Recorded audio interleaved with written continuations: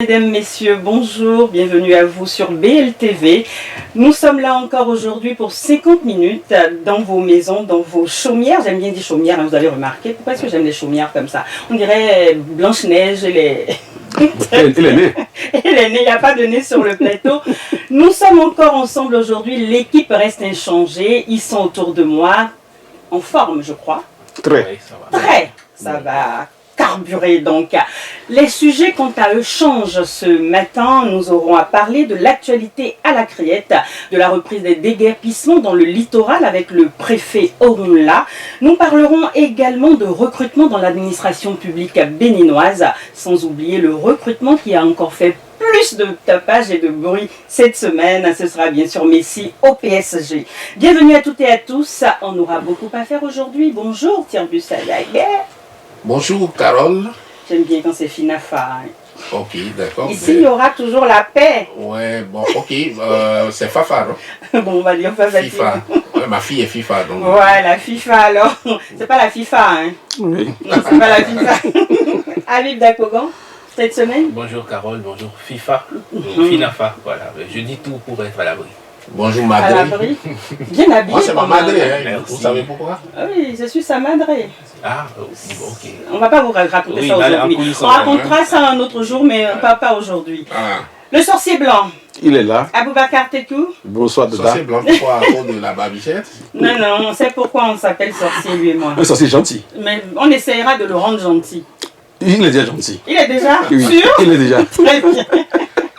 Voilà, on vous l'avait dit, le sommaire a été annoncé. Nous allons démarrer tout de suite avec les actualités à la Criette. Et c'est avec Aboubacar Takou que je vais du côté de la capitale, justement, pour parler de ces reports, ces rejets de procès, ces déclarations en incompétence pour juger. Tout ça veut dire quoi pour le Béninois lambda? Très bien. Et les affaires de rejet, d'incompétents sont on ne peut plus limpides. Il faut comprendre d'abord quelque chose. D'abord, avant de parler la parole, je dirais que nul n'a intérêt de voir ses compatriotes en détention. Vous auriez dit, pour ma part, j'aurais souhaité voir le professeur Ivo dehors, Rekat Madougou dehors, comme il les grattait à tout moment. Ils sont aujourd'hui en détention et cela ne doit pas obturer notre sens d'analyse. Et comme journaliste, nous n'avons pas de parti à prendre. Quand j'ai lu certains avocats condamner le fait que le parquet spécial se déclare incompétent et veuille qu'on les envoie en instruction, j'ai dit, soit ils sont en train de faire dans la manipulation, ou soit tu ne veux pas dire la vérité au peuple. Sinon il n'y a rien d'exceptionnel dans le mécanisme que le monsieur Métonou a pris. Pourquoi? Imaginez, face à un délit, pour la plupart du temps, les juges compétents ne sont souvent pas disponibles. Je donne l'exemple. Si c'est à 4 h du matin que la police judiciaire sonne le parquet pour lui dire qu'il y a une action délictueuse en cours de préparation ou bien en cours, il revient de sauver le peuple, la République, en gardant ce dernier. Alors là où j'ai un petit souci, c'est Oui. quand on instruit quelqu'un devant la Criette et qu'après, on décide qu'on n'est plus compétent. À quel Voilà. moment que la chose Je ne marche m'explique. pas là, justement. Quand on met l'intéressé sous mandat de dépôt, ça veut dire que la personne comparaîtra en flagrant délit. Maintenant, au niveau de cette comparution, il revient au parquet de faire une réquisition, de demander au président de la Cour de se dessaisir du dossier, c'est-à-dire de se dire qu'il est incompétent pour renvoyer encore la balle au niveau du parquet, qui lui, à son tour, renvoie maintenant l'affaire à une commission d'instruction, en l'occurrence le juge, et pour instruire. Et là, c'est clair, limpide. Il n'y a pas d'illégalité à ce niveau.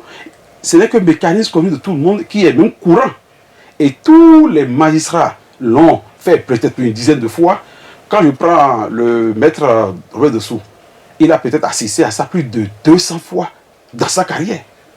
Alors, Aboubacar Takou dit que ce n'est pas quelque chose de nouveau, que c'est quelque chose qui est courant dans la maison justice. Alors, pour Habib Dakogan qui est face à c'est rejeté, on se déclare incompétent, il reçoit ça comment? Je suis content de suivre le développement de Aboubacar qui est un développement de juriste. Moi, en profane, je vois qu'il y a des gens qui sont malmenés. Ils sont malmenés à tort ou à raison, mais je vois qu'il y a des gens qui sont malmenés. Je vois l'opinion qui voudrait bien qu'il y ait un dénouement. Et je vois une petite présentation de la criette comme un épouvantail dont il ne faut pas s'approcher. Bon, donc tout ça, ça me met dans un petit malaise. Je me dis, ben, est-ce qu'on n'aurait pas pu faire en sorte qu'on comprenne mieux? Parce que moi, je n'ai pas la lumière d'Aboubacar sur cette question-là. Et si je reste dans l'opinion, mais c'est qu'il y a des gens qui sont dans les fers de la justice et qui n'en sont pas sortis, et on ne comprend pas grand-chose. Enfin, je ne sais pas pour les autres, mais on ne comprend pas grand-chose. On voit qu'il y a du juridisme à gauche, à droite, mais je pense qu'il faudrait que la criette peut-être nous éclaircisse vraiment très bien ces questions-là, parce que si j'avais pas les éclaircissements d'Aboubacar Takou, je serais dans le flou total. Alors, Habib parle de flou total, de malaise. Tibour Saladin, c'est le même état d'esprit? Non, déjà, il faut dire que je suis agréablement surpris de voir le niveau de connaissance du droit de mon ami Aboubacar Takou. Et puis de toute façon, comme je suis un profane, je suis heureux sans vraiment pouvoir dire si tout ce qu'il dit est vrai ou faux. Ça, c'est pas très important. Non, je crois que c'est vrai. Merci. Bon. Alors, moi, je me dis quand même que avec ceux qui souffrent, il faut souffrir. Avec ceux qui sont heureux, il faut être heureux. Je crois que c'est une recommandation biblique.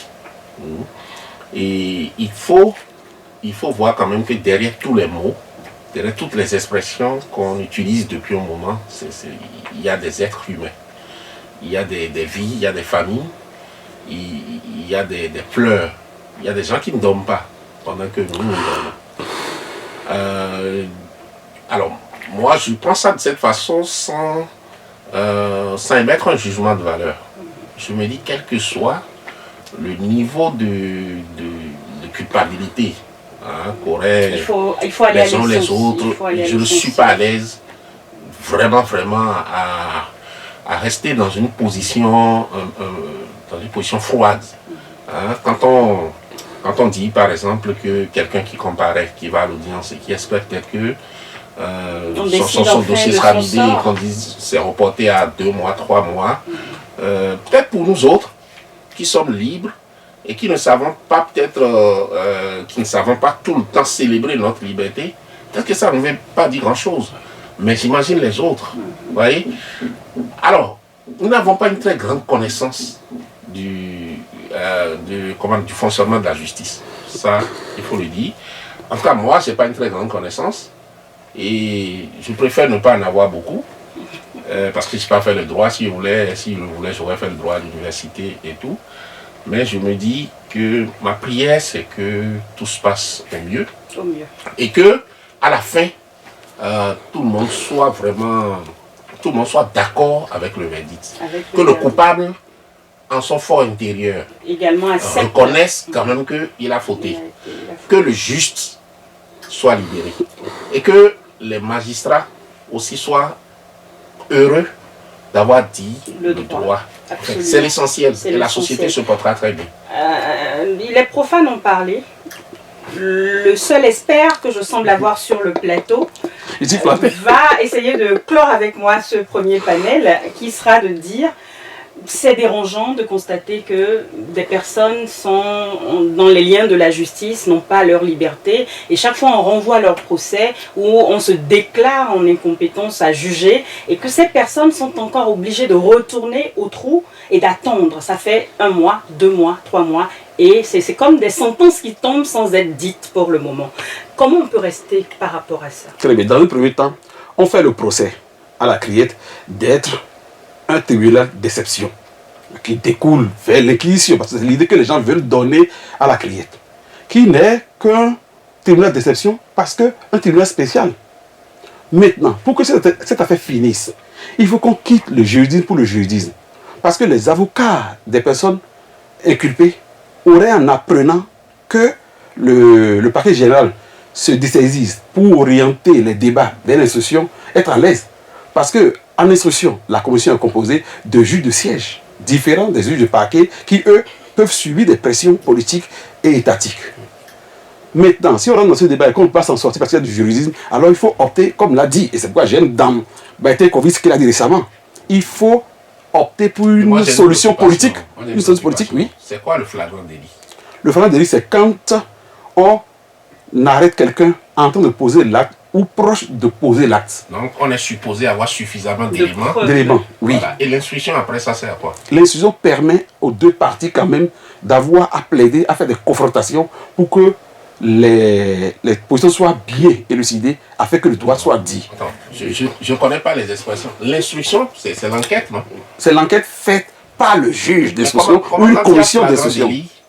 Comment on fait les enquêtes encore quand il y a flagrant délit? En fait, c'est-à-dire, Jean, par exemple, on t'a attrapé en train de prendre une bouteille de béninoise. Et puis je te conduis devant le juge, donc c'est du flagrant délit, on a vu le cabri, on t'a vu, on m'a vu en train de saisir c'est un mécanisme devant le DDJ devant Tibio Sadagbe. Oui. Et après, quelle instruction on fait pour voir que j'ai quand même pris le DDJ devant? Non, mais je pense qu'il peut arriver que en cours de chemin, on se rende compte que l'affaire est beaucoup plus corsée que ça. En fait, en faisant semblant de prendre, je dirais que nous ne sommes pas dans ils sont dans le cadre là du correctionnel. Nous sommes en matière criminelle qui est différente de la correction. La correctionnelle du moins, qui cadre avec les délits, les infractions. Les petits délits. On voit quelqu'un qui a l'habitude des tribunaux, hein, quand on le voit en train de... On voit plutôt quelqu'un qui a bien préparé son émission. C'est pas nouveau. C'est pas nouveau que le juge de jugement renvoie le juge... le procureur à aller mieux se pourvoir. C'est courant, c'est pas nouveau. Non, mais de toutes les façons. L'essentiel est aujourd'hui maintenant qu'on vise ce sujet. Pour le faire, il faut que les parties concernées fassent l'option d'une solution politique à cette crise juridique, pour mieux dire. Comment ça? Explique-moi un peu. Très bien. Comment il peut avoir une solution politique à une crise? Très bien. Là où on est, vous vous rappelez les circonstances dans lesquelles l'Assemblée s'est très vite réunie pour connaître de la désignation ou de la nomination des maires en temps, alors qu'on était en pleine élection. On peut aujourd'hui convoquer, si les deux parties s'entendent très bien, politiquement convoquer l'Assemblée pour prendre une loi d'amnistie qui efface tout, qui est différente. Et puis on fera ça pour chacun des... Non, attends, on veut la paix, non? Pour avoir la paix, on peut faire des sacrifices. Et c'est une loi d'amnistie qui correspond à ce cas de figure. Et au bout du rouleau, finalement, on ne saura plus qui a fait quoi et qui n'a pas fait quoi. Il vaut mieux, tout à l'heure, quand tu parlais, tu étais gêné de voir des personnes en détention, non? Je suis d'accord, mais il y a quelque chose que le chef de l'État a dit. Il a dit qu'une première fois, qu'il a passé l'éponge. Et qu'il ne le ferait pas une deuxième fois. Ça, en fait, amnistier quelqu'un, parfois, ça peut être plus dangereux pour lui. Il y a des gens qui préfèrent aller au procès et gagner. Montrer leur innocence. Enfin, ce que je disais n'enlève pas ça. Derrière ça, quand même, il y a des gens en prison. Tu vois, ça n'enlève rien. C'est comme si je te prends, tu es en prison et puis je t'accuse de quelque chose qui n'est pas vrai. C'est un exemple. Et finalement, je dis, bon, voilà, c'est bon, je te gracie, mais je te fais amnistie et tout, tu ne te rends aucun service. Parce que plus tard, tu circuleras toujours comme quelqu'un qui a été gracié ou bien quelqu'un la grâce est différente de la loi d'amnistie. L'expression, l'idée c'est quoi? L'idée c'est que tu es libre parce que j'ai bien voulu te laisser libre et non parce que tu es innocent. Non, c'est nous. Oui. On n'en dira pas plus malheureusement. On va s'en arrêter là pour ça. Vous avez compris, hein? Des gens derrière les barreaux, ça restera toujours un sujet qui peinera un peu chaque Béninois et chaque Béninoise. Aujourd'hui, il sera question en tout cas que nos juges aillent un peu plus vite et permettent à ces personnes-là qui ne sont pas encore jugées de comprendre ce qu'on leur reproche exactement. Évidemment. Et surtout qu'elles puissent retourner chez elles, ces personnes-là, si elles étaient libres, ou retourner en enfer si l'enfer leur ouvrait ses portes. On se retrouve juste dans un instant. À toutes. Nous sommes de retour dans ces studios de VLTV et c'est avec le même parterre d'invités que nous poursuivons cette émission. Alors, on a remarqué sur des aires de turbulence que les déguerpissements s'apprêtent à rebondir. Et donc, on va dire que le préfet du littoral, Alain Orunla, s'est remis en selle pour réapporter, en tout cas sur nos artères, beaucoup plus de visibilité, de lisibilité et surtout de beauté. Et c'est à cet exercice que je vais inviter Tiburce Sadibé à se prononcer sur ces aires de turbulence. Non, mais en fait, il faut dire que Cotonou est l'une des villes, je peux dire d'Afrique francophone, les mieux tracées. Là, je parle en tant que géographe. Mais dans le tracé, je crois que les urbanistes ont manqué d'ambition.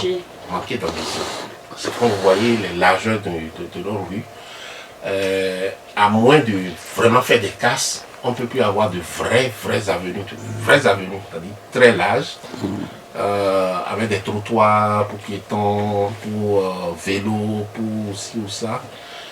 Donc du coup, on se retrouve un peu coincé par l'occupation des trottoirs. Donc, mais je peux dire c'est un vieux sujet.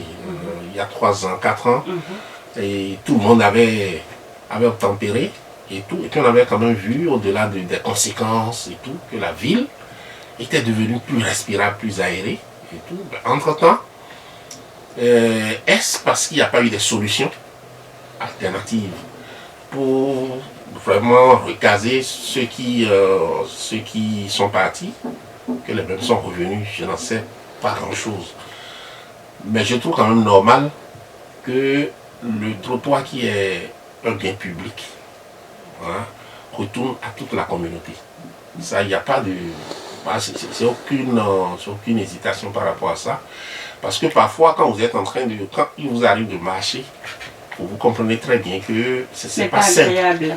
Ce n'est pas très simple. Je vais donner un exemple à Boubacar Takou sur le tronçon qui quitte le cinéma Concorde pour le marché d'Antokwa. Alors, vous avez remarqué que sur ce tronçon, par exemple, il y a pas mal d'immeubles qui n'ont pas de parking. On demande à ces gens-là de ne même pas pouvoir garer leur véhicule sur le bas-côté. Ils garent où? Quand on n'a pas prévu des solutions, comme disait Tiburce Sadibé, où est-ce qu'ils rentrent dans les rues, que la sécurité de leur véhicule, comment ça se fait? Pourquoi en amont, on n'a pas de solution pour le contribuable avant de passer à la répression? Voilà, c'est d'ailleurs pourquoi j'aime la posture du préfet du Borgo, Maman Sika, il s'appelle. Lui, jusqu'à présent, il est dans la sensibilisation. C'est vrai, le problème est posé. Si on va directement dans la répression, ça ne marche pas, ça frustre et ça fausse le calcul. D'ailleurs, que nous sommes dans une période assez sensible, nous venons de sortir d'une élection assez compliquée, il faut apaiser le peuple. Et c'est en cela que les préfets doivent avoir raison de garder. Parce que quoi? La dernière fois, le porte-parole du gouvernement a rejeté la balle dans le camp des mairies, en disant que le gouvernement n'est pas responsable de ce qui se déroule actuellement, et que c'était le fait des mairies. Alors, le préfet qui tient sa légitimité du pouvoir, doit-il aller contre cette position du gouvernement? Là était la question. Et c'est en cela que je dis, Orunla, bon juriste, il est en conjecture. Il est en conjecture. Habib Sakogan. Moi, je pense que ce qui se passe, c'est les aléas du développement. On est obligé de casser des œufs pour faire des omelettes, on est obligé de déplacer des gens, on est obligé de retracer les routes. Et ça, c'est obligatoire, c'est nécessaire si on veut suivre les plans qu'on avait. Mais, cela dit, c'est quand même important de se souvenir que c'est des êtres humains qui étaient sur ces artères-là. C'est-à-dire qu'on a beau les sensibiliser, on doit se souvenir que c'est des êtres humains qui sont là. Vous voyez, en Occident, les SDF, on finit par les laisser. On finit par les laisser se faire leur abri. J'en ai vu même qu'ils lisaient tranquillement son livre avec sa couchette. Et on finit par... Parce qu'on ne peut pas dormir tranquille tant que les concitoyens sont dans des situations de sans-abri. Et j'aimerais pas qu'on en arrive à créer de nombreux sans-abri avec cette situation. Je sais qu'il y a eu des sensibilisations. Je sais que on a fait maintes relances. Je connais des quartiers où il y a eu beaucoup de relances. Les gens sont revenus s'installer. D'accord, ils sont revenus s'installer. S'ils avaient mieux, ils ne se seraient pas revenus s'installer. On a beau dire que ils ont squatté des domaines publics depuis leurs grands-parents, mais ils sont là actuellement. Et ça, ils sont là. On ne peut pas oublier. On ne peut pas les raser pour le bien d'un développement. Bon, donc, ok, je suis d'accord qu'on développe, mais il faut avoir une pensée pour le faible à chaque fois qu'on veut développer. Surtout. Il faut avoir une pensée pour le faible à chaque fois qu'on veut développer. Est-ce que c'est le rôle d'un préfet? Non, déjà, il faut dire que vous ne pouvez pas développer une ville sans de temps en temps faire des casses. Vous savez, il y a le discours politique et puis il y a le discours du technicien. La ville de Paris n'a pas toujours été ce qu'elle est aujourd'hui.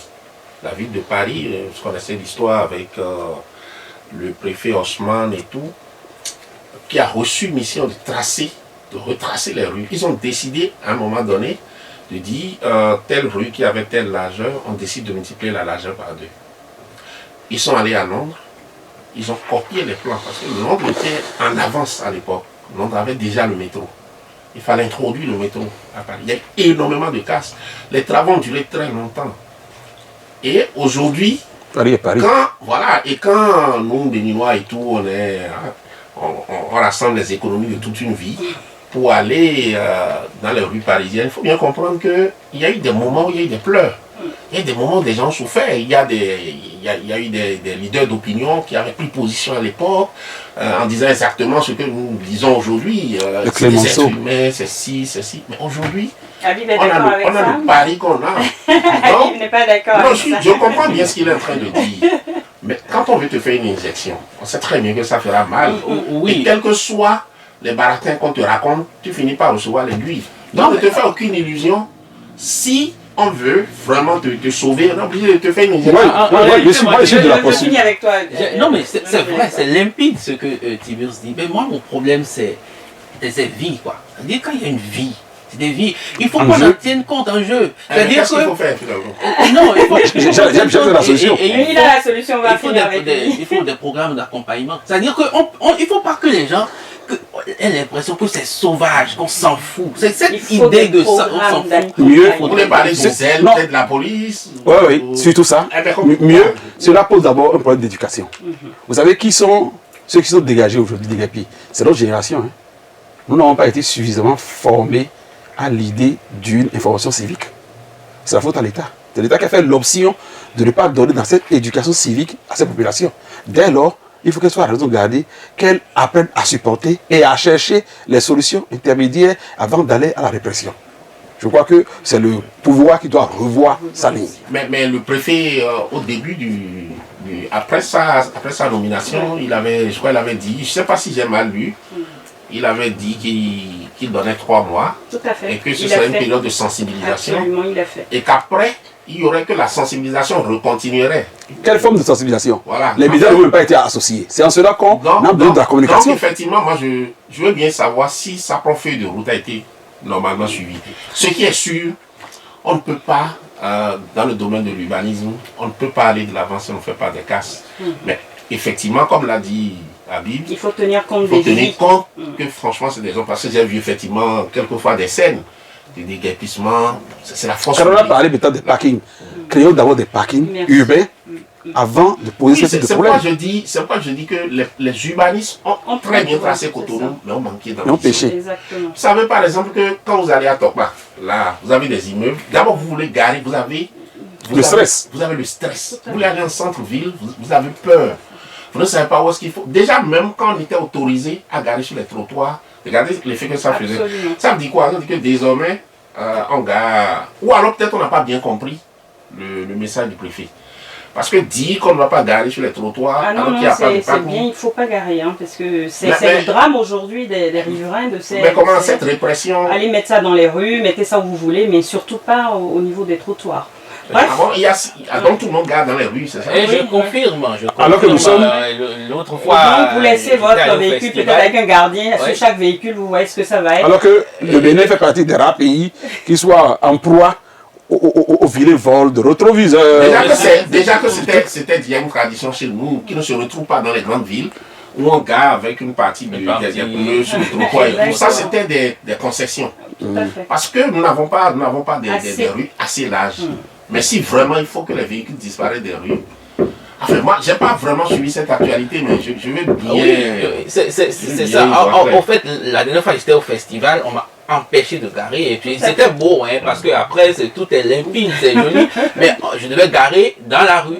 Mais dans la rue, je me suis garé, j'ai mis encore un pneu sur le trottoir. Bon, donc voilà. Je pense qu'il y a un problème. Il faut prier qu'on n'enlève pas tes pneus. Ah ben oui. Les petits voleurs là. Oui, avant cette répression débarquant, je pense que c'est le plus important. Hein. C'est effectivement une information par rapport à ça. Non, je crois que ils ont déjà commencé, non? Là, je crois qu'ils ont commencé. Je crois qu'ils ont commencé. De toutes les manières, tout le monde est raccord là-dessus que c'est une situation très embêtante pour les riverains de voir se garer dans des rues sans sécurité, ne pas avoir de parking et surtout dégager des personnes qui n'ont pas d'autres alternatives pour rebondir dans leurs activités économiques. Ça fait beaucoup de désordre. J'espère que chacune des parties saura raison garder, surtout les autorités qui ont le pouvoir et la force de casser, qui puissent véritablement se mettre à la place de chaque Béninois pour revoir cette façon de faire. On vous retrouve juste après ceci. De retour dans ces studios, nous allons aller du côté de nos universités pour parler d'un communiqué qui est passé. Je crois que ça devrait être ça, où on nous parle de recrutement des nouveaux recteurs, et ceci sur la base d'une certaine ouverture. C'est-à-dire que demain, on ne serait pas surpris d'avoir un recteur de l'université d'Abomey-Calavi qui soit rwandais, par exemple. Pourquoi on en est arrivé là? J'y parviendrai. Aboubacar Tako. Pourquoi moi en premier? Les universitaires sont à côté ici. Tu es plus informé des choses avec la démonstration de cours de droit que tu lui as donné aujourd'hui. Les choses universitaires. Je me méfie. Vous savez, d'abord, il faut partir d'un fait. Aujourd'hui, nous sommes dans une certaine globalisation. Les universités forment différentes nationalités à la fois. Quand vous allez à Harvard, il y a des Camerounais, il y a des Burundais, il y a des Canadiens. Donc, s'ils ont à la base reçu la même formation, ça veut dire qu'ils peuvent intervenir partout. Et le management est universel. Ce qui est appris et enseigné en management, il n'y a pas de différence de nationalité là-dessus. Donc, l'université de Cotonou aujourd'hui soit gérée du point de vue rectoral par un Burkinabé, c'est beau. Cela fait le brassage auquel nous nous attendons toujours. D'aucuns nous parlent d'une certaine audace en mépris totalement aux compétences nationales. Alors, les dépôts de dossiers, je crois, ont commencé. Oui. Et donc, des étrangers sont autorisés à postuler. Moi, je préfère attendre un peu pour voir. Parce qu'il faut que l'étranger qui vient déposer son dossier, à mon avis, il faut qu'il ait une certaine assurance. Hein. C'est-à-dire, un pays comme le Bénin, avec tout ce qu'il y a comme compétences au niveau universitaire, qui ouvre le recrutement pour recruter un recteur, et puis je suppose que tu es, je sais pas quoi, tu es mauritanien, et que tu envoies ton dossier, à mon avis, ça ne sera jamais innocent. Hein. Donc, si un étranger dépose son dossier... C'est qu'il est fier de son parcours. C'est qu'il était déjà attendu au poste. Non. Bon, mais tu auras quelle assurance tu as face à des Béninois? C'est un appel à la candidature. Et donc toi tu es mauritanien et tu espères qu'au Bénin ici on ne trouvera personne et que sur la base de l'étude de dossier on te prendra. Après, ça ne sera pas aussi simple. C'est une commission indépendante. Oui, après, ça ne sera pas aussi simple. Habib Dakpogan, en Côte d'Ivoire, au Gabon, la marchandise Bénin, côté intellectuel, est prisée. C'est-à-dire que nous sommes recherchés. Quand vous allez, les médecins à Paris... Côté mystique. Même côté mystique, quand on apparaît en Côte d'Ivoire, même sur les forats, on écrit, il suffit d'un petit commentaire et on écrit. Alors, comment les gens, les Ghanéens, viendront gérer à l'université les Béninois? Non, mais dire que la marchandise béninoise est prisée ailleurs, ça ne veut pas dire que ça veut pas dire que les autres sont des tarés. Non, ça ne veut pas dire ça. Bon, donc quand on va avec cet a priori, on peut toujours recevoir des étrangers, Ghanéens, Rwandais. Mais Tiburce parlait de quelque chose au Bénin. Comment ils vont évoluer dans l'environnement béninois? Non, mais tout dépend des critères de sélection. Et tout dépend des termes de référence de ce projet-là. Bon, donc, on n'a pas les termes de référence du projet. Bon, je ne sais pas, on est dans le système LMD, on est dans le système de publication et tout ça. Bon, je suppose que si on veut en arriver là, on va se dire certainement, avec un certain nombre d'anciennetés, publications, grades et tout, on peut. C'est peut-être une innovation. Comme disait Tiburce, on laisse faire et puis on regarde. Bon, c'est vrai qu'on est toujours soupçonneux, on veut savoir qu'est-ce qu'il y a derrière ça. C'est le Bénin. On ne sait pas. Non, surtout que, on soupçonne des gens de ruse et de rage. On ne sait pas exactement ce qu'il y a derrière. Bon, donc on veut toujours se préparer. Il n'y a rien derrière. Non, il n'y a rien derrière. Laissons la chance et à la concurrence de nous permettre d'évoluer. Non, en fait, le plus difficile ne sera pas de choisir alors peut-être le Guinéen ou le je sais pas quoi, le Rwandais. Maintenant après, il faut qu'ils comprennent un peu, il faut qu'ils puissent parler avec les étudiants d'ici. C'est le français. Non, tu sais bien que le parler, c'est pas que les mots. Le parler aussi, c'est une vibration. S'intégrer aux mentalités, connaître à l'environnement. Connaître comment les gens réagissent. Comment, surtout la psychologie. Voilà, la psychologie locale et tout ça. Qu'ils ne mettent pas du temps. Le temps qu'il va utiliser pour travailler, qu'il passe ce temps à étudier les gens, à étudier le pays, à étudier ci ou ça. De toutes les façons, rien n'est encore acquis. Les dossiers seront déposés. Maintenant, il faut qu'on attende de voir. Non, je dis, Habib, si on prenait un recteur chinois, quel serait votre avis? Un recteur chinois, il va faire de l'immersion linguistique pendant un an. Non. Ça dépend. Aujourd'hui... Il y en a des polyglottes. Oui, il y en a de polyglottes. Non seulement il y en a de polyglottes, mais il y a des mécanismes pour s'exprimer. Hein. Il y a l'anglais qui fédère tout le monde. On dira que c'est eux qui ont rénové le stade de l'amitié. Que c'est pour ça. Alors on retient aujourd'hui des Chinois qui sont quand même ça combatifs. Pas au resto aussi, c'est les Chinois. On imagine tout ce qu'il y aura. Non, les Chinois mangent tout, donc ça va. Vous êtes soupçonneux, quoi. C'est le point du béninois. En fait, très clairement, je rêve d'avoir un recteur béninois à la tête de chaque université béninoise. Pourquoi? Ça ne veut pas dire que je rejette les autres. Pourquoi? Non, c'est ça, c'est du chauvinisme. C'est mon chauvinisme normal qu'on ne peut pas m'arracher. C'est-à-dire, j'estime que les compétences existent. Maintenant, je ne dis pas, on ne va pas faire une révolution si on prend un Ougandais, qu'on le met, que ça marche et tout. Voilà, si c'est allemand, chinois, rwandais, ils sont le bienvenu. C'est aujourd'hui les hommes aujourd'hui. On a mis le Rwanda sur le maillot de Messi hier. Ah oui, mais le Rwanda, oui. Il faut quand même que, un peu comme disait Tiburce, on fasse confiance aux compétences locales. Il faudrait qu'on fasse confiance aux compétences locales. Il ne faudrait pas qu'on se retrouve à une extraversion totale professionnelle. C'est un peu insultant pour les locaux.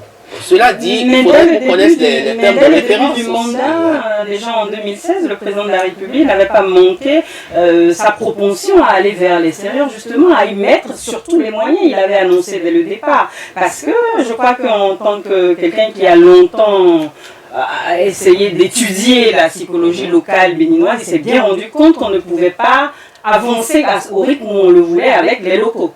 Oui, il faut déjà comprendre cette cette dynamique-là, elle est triviale. C'est-à-dire que il se demande pourquoi, avec tant de gens, ça n'a jamais fonctionné pendant autant d'années. Bon, donc il dit, je change de paradigme. Voilà, il dit que je change de paradigme, c'est à son actif, hein, il est libre d'organiser sa gouvernance. Bon, maintenant, cela dit, il faudrait quand même faudrait quand même pas que ça vire à l'extraversion. Si ça vire à l'extraversion... Et puis à mon avis, il faut nuancer. Hein. C'est-à-dire, en 2016, quand le président de la République a fait le constat, contesté par beaucoup de gens, du désert de compétences, il y a eu quand même un afflux de nos compatriotes de l'extérieur. Ça, c'est différent de ce que nous disons. Un Béninois de l'extérieur reste un Béninois. C'est peut-être eux-mêmes qui, dans leur esprit, même quand ils sont ici, ils ont le sentiment qu'ils ne sont pas Béninois, ils ne veulent pas se mêler aux gens, ils veulent pas... Je n'en sais rien, mais j'entends quand même... C'est du snobisme, ça. Oui, j'entends, mais tout c'est con, c'est bête. Parce que même, on sait comment ils vivent là-bas. Et si la vie était si belle là-bas, ils ne viendraient pas ici.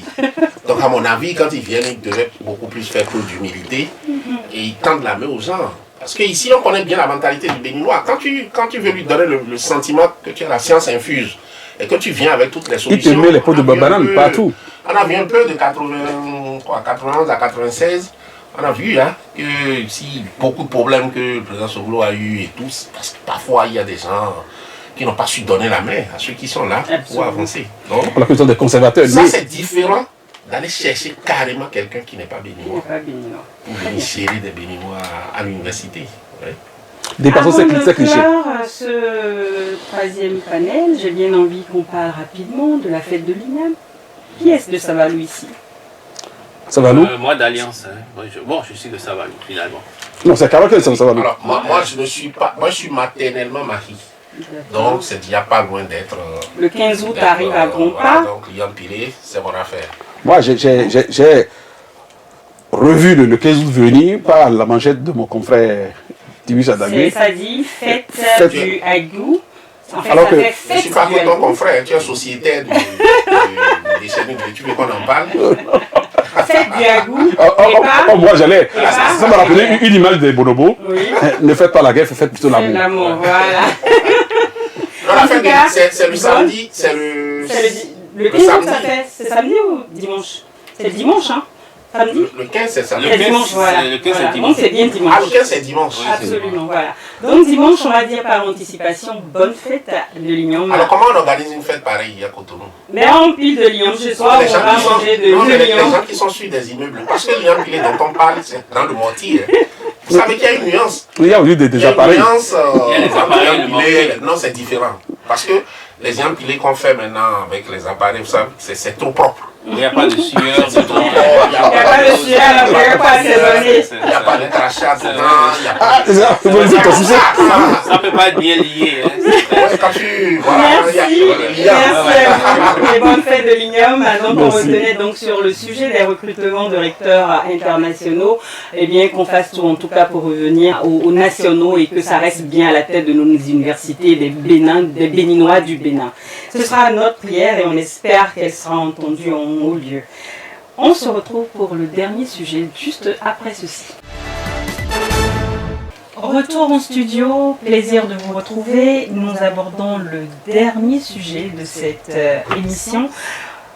Ça a fait grand bruit. C'était l'événement qui a cristallisé le monde et tout le monde était comme en pause parce que yeux rivés sur Paris, la capitale française, et surtout sur le club le plus mythique qui suscite tout ce qu'il y a comme polémique au monde, tout simplement parce que le Messi était là.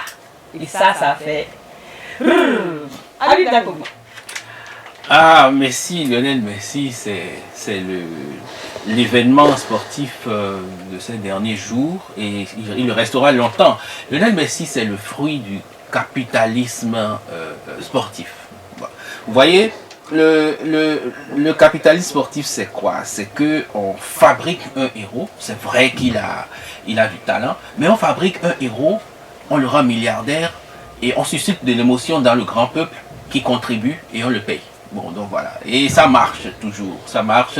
Aujourd'hui, on suscite de l'irréel, du rêve au niveau de la jeunesse en général. On fait rêver tout le monde qu'il peut être sportif de haut niveau. Tout le monde veut être Messi, sachant que tout le monde ne sera jamais Messi et qu'il y aura peut-être 100 footballeurs milliardaires dans le monde. Mais bon, ça, on ne voit pas. On voit Messi qui apparaît et comme un dieu, on l'adule ça fait manger Messi, ça fait manger les grandes firmes, et puis après, on reste là à aduler tout simplement. Messi, c'était quand même 20 millions d'adhérents en plus sur le portail du Paris Saint-Germain. Eh bien oui, c'est exactement ce que je dis, c'est le capitalisme. En 3 jours. C'est le capitalisme. Et ça marche toujours. Hein, le marketing du capitalisme, il est imparable. Et ça marche toujours. Alors, on a découvert un Tiburce Sadagbe, Fana, ceux qui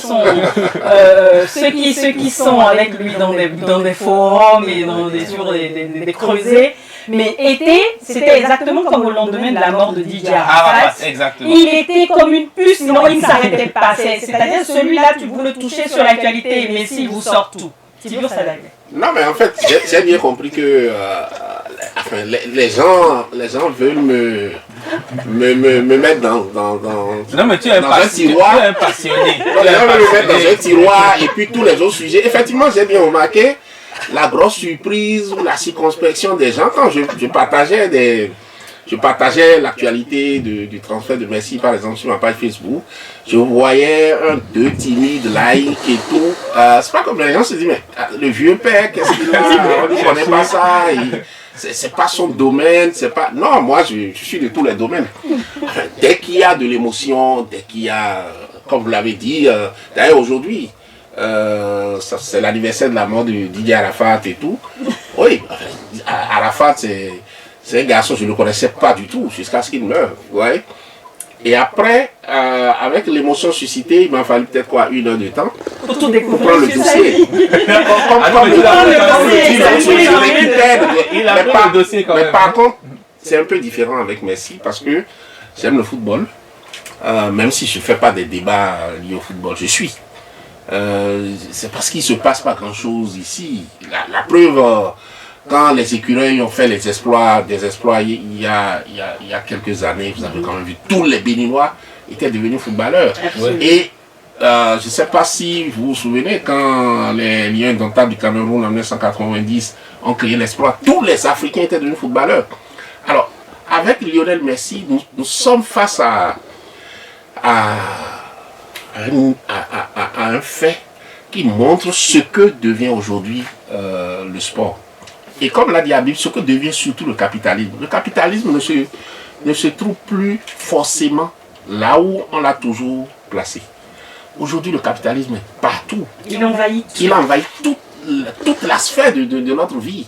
Si aujourd'hui, ça fait quoi? Ça fait 4-5 jours que l'affaire Messi a commencé. Je ne sais pas combien de mots on a utilisés.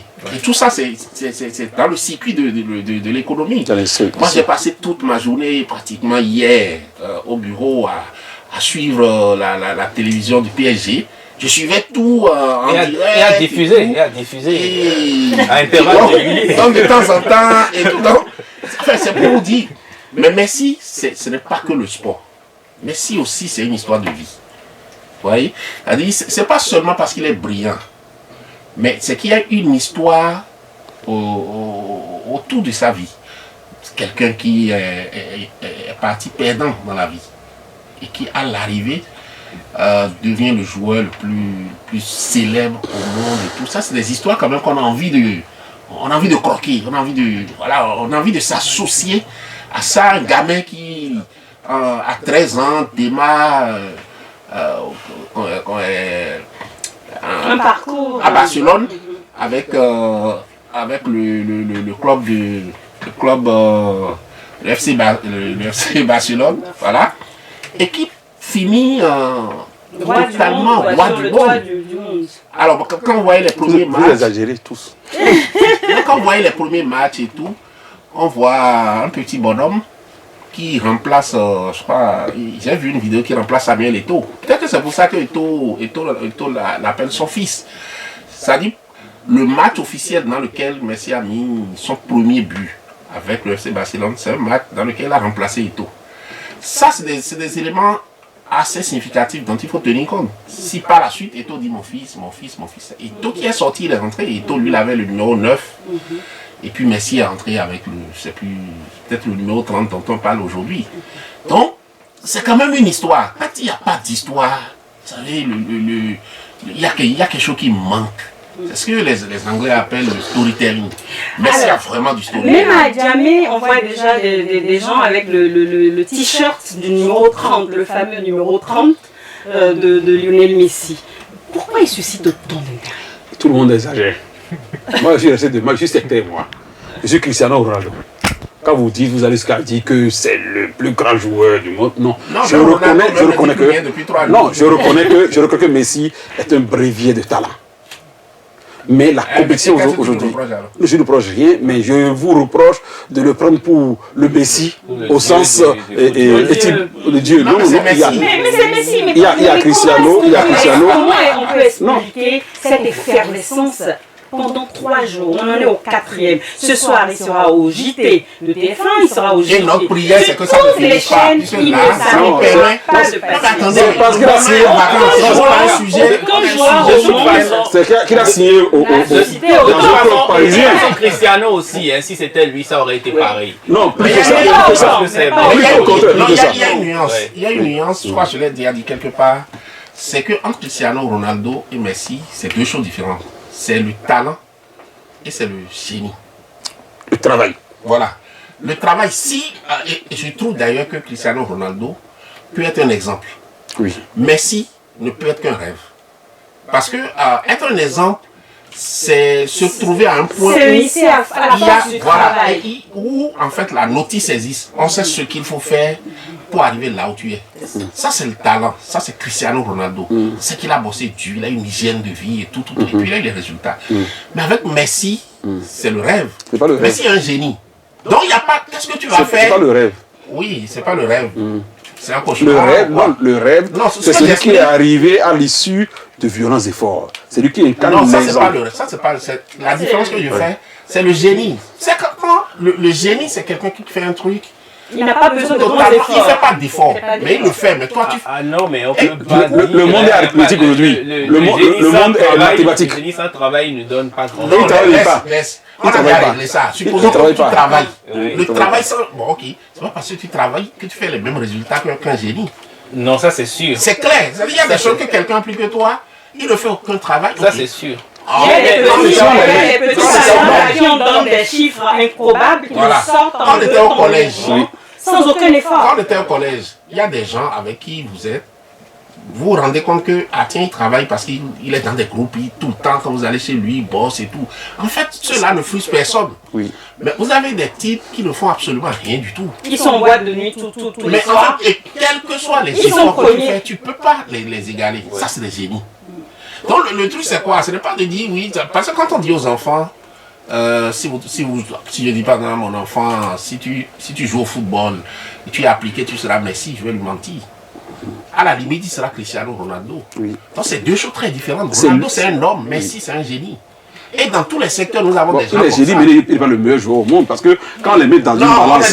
on peut dire c'est tellement différent de voir quelqu'un qui est sensible à Messi sur ce plateau. Je ne regarde pas. Non, moi je ne suis pas non plus très sensible. Je lis la c'est l'intérêt de la chose. Je me rends compte que maintenant vous allez devoir le suivre, puisque tout se dit en français. Vous savez pourquoi vous ne le suiviez pas? Parce que tout était dans le... Non, on le suit. Et parce que hier, j'ai vu tout le mal que les gens avaient eu pour l'interviewer. Le gars, il a 34 ans, il sait... Peut-être que le français, c'est la première fois qu'il est vraiment confronté au français comme ça, il n'en sait rien. Et donc, il parle sa langue, l'espagnol, on traduit en français. Mais je me dis quand même, c'est un bonheur absolu que nous sommes en train de vivre. Parce que désormais, on entendra parler de Messi sur toutes les pages. Regarde, depuis 3-4 jours, l'équipe... Quand le champion va être lancé, vous allez voir les lacunes de Messi. C'est pas à Barcelone. Non, c'est pas à Barcelone où tout le monde joue pour lui. Aujourd'hui, il y a des gros morceaux. Il y a Mbappé qui va passer un petit temps. Qui est un gros morceau? Mbappé, ça c'est un talent pur et dur qui travaille. Oui, c'est un talent, mais pas un génie. Non, mais je dis même pas. Il va se noyer, mais tant vous allez voir. Oui, ça fera l'actualité. On saura comment il s'est noyé. C'est que rien ne prouve que le PSG va être un grand club.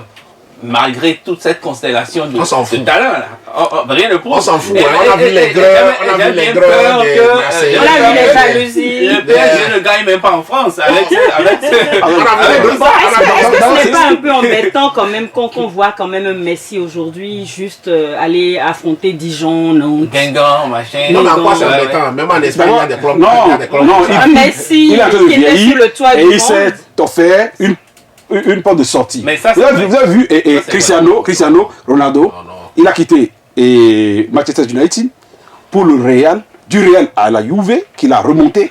Messi aurait pu aller dans un club plus épais. Lui, il a dégringolé. Personne n'a dit que... Et vous ne voulez pas dire ça, vous voulez nous voir en l'homme un génie. Que Ronaldo n'a pas du talent, c'est du talent. Mais ce n'est pas un génie.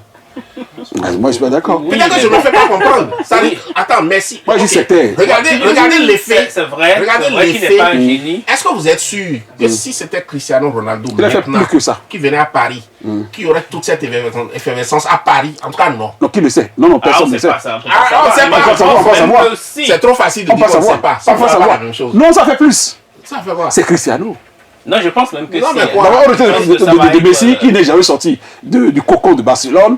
Aujourd'hui, il fait l'expérience. Oui, Ça a suscité de la curiosité. C'est pour ça que c'est intéressant.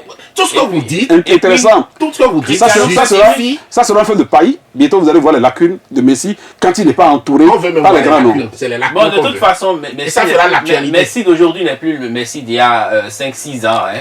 Bon, donc, on verra bien. Déjà qu'il marchait sur le terrain. Il marchait sur le terrain. Il marche toujours sur le terrain. On va voir maintenant.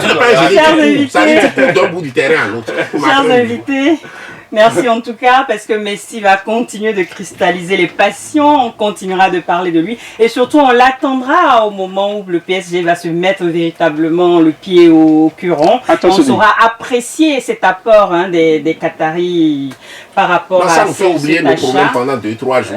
Soyez reconnaissants quand même.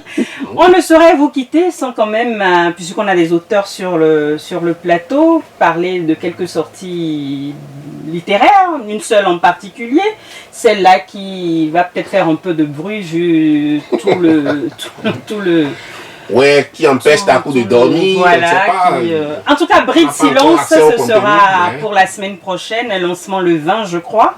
Et Bris de silence, c'est bien le livre que nous prépare Angela Damata. On va démarrer avec Takou. C'est un bonheur qui vient, ça va nous permettre de nous discipliner. Parce que les hommes, Dieu merci, le président Talon a créé l'Institut de la femme. Il faut qu'on commence par protéger nos filles, nos femmes. Moi, j'ai 7 filles. Je le dis. En plus, je ne suis pas un homme trop sérieux qui est souvent avec sa femme seule. J'ai 7 filles. Vous me voyez, moi, supporter les groupes pervers qui sont dans le viol, dans le harcèlement? Non. Mais tant qu'une dame a osé ouvrir la boîte de Pandore, j'ai dit, soutenons-la. Faisons en sorte que nos travers se voient étouffés dans les vertus pour lesquelles nous sommes venus dans ce monde. Moi, je salue le livre, et la des fois, j'ai même ironisé en disant que peut-être mon nom est déçu, parce que Angela, elle n'est pas que belle, elle est une jolie femme, elle a le charme, donc elle n'est pas différente vis-à-vis de ma personne. Et je laisse me regarder avec un œil de quelqu'un qui veut bien l'avoir pour femme. Si mon nom se retrouve dedans, c'est bien concupiscent. Si vous savez, il faut rappeler à Takou que J n'est pas sur le plateau, il va faire attention. J, elle me sait, quelqu'un de grand soeur. Non, de toutes les façons, L'auteur, qu'est-ce qu'il pense de cette sorte? Non, moi, c'est pas encore vraiment... À part un extrait qui a circulé sur la toile, je suppose que c'est un extrait du livre, l'affaire du CA12 et tout. Et je me dis, alors ailleurs, un livre comme ça, dès que ça sort, je crois que la justice se met au travail, pas contre l'auteur. Mais s'il y a des révélations qu'on estime suffisamment graves et qui ne sont pas frappées par... passez-moi le mot... la prescription. La prescription et tout. L'homme du droit toujours là. Ouais, oui. Si une femme, par exemple, écrit un livre et montre vraiment quelqu'un de façon claire, noble, en disant que telle personne a essayé de me violer, mais que la personne m'a violé, que la personne est encore là dans le pays, c'est le minimum qu'on peut espérer. Pour ce livre, c'est que le livre serve de prétexte pour que l'instrument judiciaire une information judiciaire. et que les gens qui sont cités, qui seront cités, je ne sais pas grand-chose, qui seront cités, puissent vraiment... Sinon, si c'est juste de la dénonciation sans lendemain, à mon avis, ce serait beaucoup de bruit pour rien. Il revient à la justice. Maintenant, si vraiment c'est une dénonciation qui a suivi par une action judiciaire... À l'Interpogon, beaucoup de personnes reprochent à Angela Damata justement de ne pas rester en justice, mais d'utiliser plutôt les réseaux sociaux pour faire des règlements de compte. Aujourd'hui, qu'est-ce qu'on peut en attendre par rapport à la sortie de Bris de Silence? Alors, ce que je dis par rapport à Bris de Silence, c'est en dehors de tous les jugements de valeur, c'est un livre qui va faire impact. Et parce que c'est une nouveauté, si je m'en tiens à l'extrait dont Tiburce a parlé, j'ai eu froid dans le dos en lisant, parce que je me dis, ben écoute, cette personne se sent étiquetée, c'est des faits vraiment très précis. Bon, alors je ne sais pas comment tout ça va être géré, mais pour la forme déjà, c'est important qu'on ait un livre comme ça. Pour d'abord ouvrir les horizons. Tiburce a déjà ouvert la vanne en démontrant avec Mémoire du Chaudron que on peut faire un livre en convoquant des faits précis. Et du vécu. Et que ça passe. Bon, donc ça c'est une autre forme de Mémoire du Chaudron. Mais j'ai quand même une petite inquiétude. Mon inquiétude c'est quant au contenu. Est-ce que le contenu va nous donner, va nous comporter, voilà, combler les attentes suscitées. Est-ce que, et il faudrait qu'on ait, bon d'ailleurs c'est même interdit de polémiquer autour d'un livre sans le lire. Voilà, donc tout ce qu'on fait, on est en conjecture actuellement. Mais je félicite Angela d'avoir pensé au livre. Parce qu'aujourd'hui, il faut que tout soit consigné, qu'on ait des livres. Voilà. Merci donc à vous. Et on n'a plus le temps malheureusement, le temps est totalement parti. Ok, d'accord. Le temps est malheureusement parti. On vous remercie, chers téléspectateurs et chers internautes de BLTV. Vous avez compris, nous avons été très prolixes dans les sujets. On espère que vous aurez passé un agréable moment en notre compagnie. On vous retrouve avec le même plaisir la semaine prochaine. À bientôt. Merci.